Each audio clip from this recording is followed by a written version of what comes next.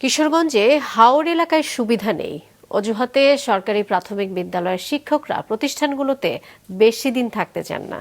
বদলি হয়ে যান জেলা শহর ও আশেপাশের স্কুলগুলোতে। ফলে নিয়োগ হলেও হাওর অঞ্চলের বিদ্যালয়গুলোতে শিক্ষক সংকটে ব্যাহত হচ্ছে পাঠদান।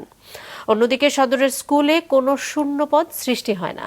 কিশোরগঞ্জ প্রতিনিধি বিজয় খোকার তথ্যচিত্রে ডেস্ক রিপোর্ট।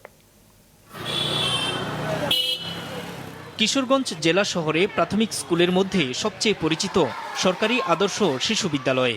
এতে শিক্ষার্থী প্রায় 1500, শিক্ষক 21 জন, তাদের মধ্যে মাত্র 6 জন কিশোরগঞ্জ সদরের।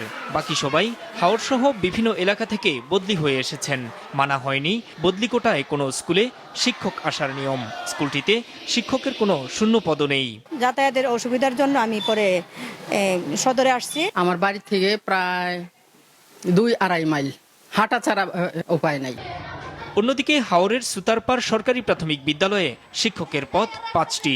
দীর্ঘদিন ধরে 2টি পদ শূন্য থাকায় পাঠদান ব্যাহত হচ্ছে। শিক্ষকরা বদলি হয়ে যাওয়ায় শুধু এই স্কুলে নয়, হাওর অঞ্চলের প্রায় প্রতিটি স্কুলেই রয়েছে শিক্ষক সংকট। অথচ হাওর অঞ্চল থেকেই বেশি শিক্ষক নিয়োগ হয়। বাচ্চারা বড় হয়েছে, ওদের পড়াশোনার সুবিধার্থে ভালো স্কুলে পড়াবো এই সেন্সারকে আসছে। 10-15 বছরে 40-এর অধিক শিক্ষক নদী ভাঙ্গন দেখায়া এখানে বদলি হয়ে আসছে। 25টি স্কুলে বর্তমানে শিক্ষক সংখ্যা 732 জন। এর প্রায় অর্ধেকই বদলি হয়ে আসা।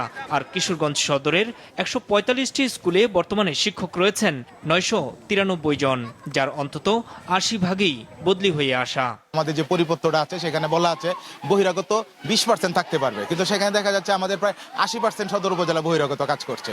উল্টা হয়ে গেছে যে বিষয়টা। সর্বশেষ শিক্ষক নিয়োগে কিশোরগঞ্জের 13টি উপজেলায় চাকরি পেয়েছেন 288 জন। এর মধ্যে উজানের সদর ও করিমগঞ্জে চাকরি জুটেছে মাত্র 2 জনের। অন্যদিকে হাওর উপজেলা ইটনায় 38, মিঠামইনে 28 এবং অষ্টগ্রামে 40 জন নিয়োগ পান। উজানের ওই 2 উপজেলায় শিক্ষকের পদ শূন্য না থাকায় চাকরির ক্ষেত্রে এমন বৈষম্য সৃষ্টি হয়েছে বলে মনে করেন এই কর্মকর্তা।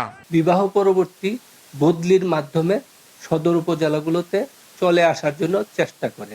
এমন বদলি প্রবণতা থামাতে না পারলে শিক্ষক পদে কিশোরগঞ্জ সদর ও করিমগঞ্জের চাকরি প্রত্যাশীরা সুযোগ পাবেন না বলে মনে করেন সংশ্লিষ্টরা। মাছরাঙ্গা নিউজ ডেস্ক।